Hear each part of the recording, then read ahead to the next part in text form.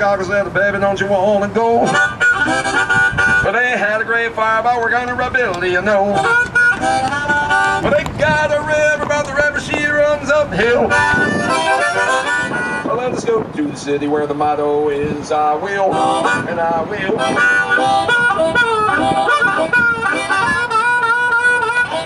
Right now, a new wave of architecture comes to Chicago from a young woman. Her name is Jeannie Gang. You are looking at Jeannie Gang's first skyscraper on her left with the crazy curvy balconies and the shimmering glass. It is called the Aqua Building. Inspired in part by the limestone outcroppings in the Lake Michigan area, it also exemplifies Louis Sullivan's form follows function. The function makes sure every one of those condominiums has a unique view of Chicago. So the form, see how the balconies go in and out? They're accessible. They took a model of the building, a laser pointer, looked through the windows, focused on something cool like Millennium Park, and if you couldn't see it from the flat-on perspective, the balconies were moved 2 to 12 feet around the entire building. We go back to the Beaux-Arts tradition on our left, the building with the cupola of the dome, the jeweler's building of 1926. Inspired by a 15th century Italian monastery, the Sotosa de Pavia, but built here for the diamond trade. Back in 26, drive your Model T filled with diamonds into the basement. Special elevator would lift your car to your floor. You would retrieve your diamonds and run through the building like a happy squirrel, feeling safe. So in a nutshell, the International School of Modernists, they were of the mindset, you know what, let's just forget about all architectural history. Hey, we've got a glass box. Let's just keep putting the same building up now around the world.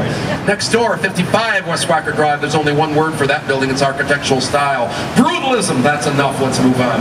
On our right, United Airlines is now housed at 77 West Walker Drive. Postmodernism from Spanish architect Ricardo Bofill. Bofill, a modern classicist, he gives us a Greek temple-style roof, pilasters on the outside to elucidate Greek columns, and then he takes those classic elements and he marries them to the soaring vertical height and the glass curtain wall of modernism. And on our left, this is that photo opportunity. Yes, it is the tallest building in America, the 5th tallest in the world today. Ladies and gentlemen, I give you the building originally known as the one, the only, the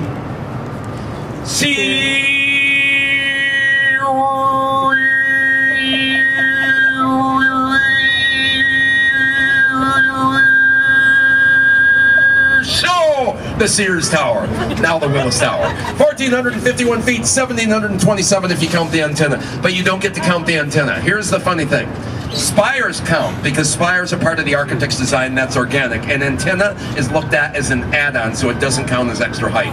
Who comes up with those stipulations, by the way? Well, that is the responsibility of the group known as the Council on Tall Buildings in the Urban Habitat, which is not a Monty Python comedy sketch, it's a real organization.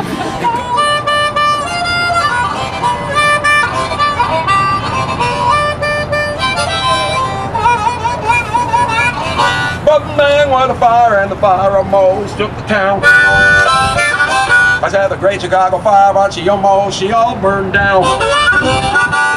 But the people of Chicago, well, you're never gonna keep us down. I said the windy city, rusty hearted people can keep us. The windy city, rusty hearted people can keep us. The windy city, rusty hearted people, no, you just can't keep us. Not when we are living in the most architecturally significant city on the face of the entire planet Earth.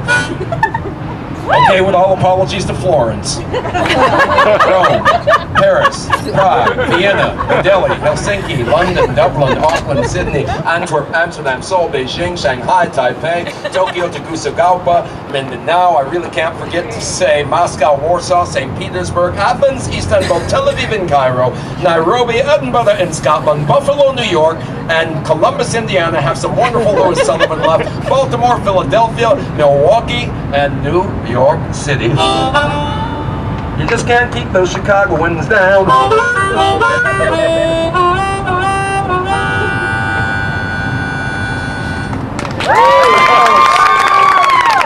Have a great time in Chicago. Once again, don't forget to check out your boarding photos. There.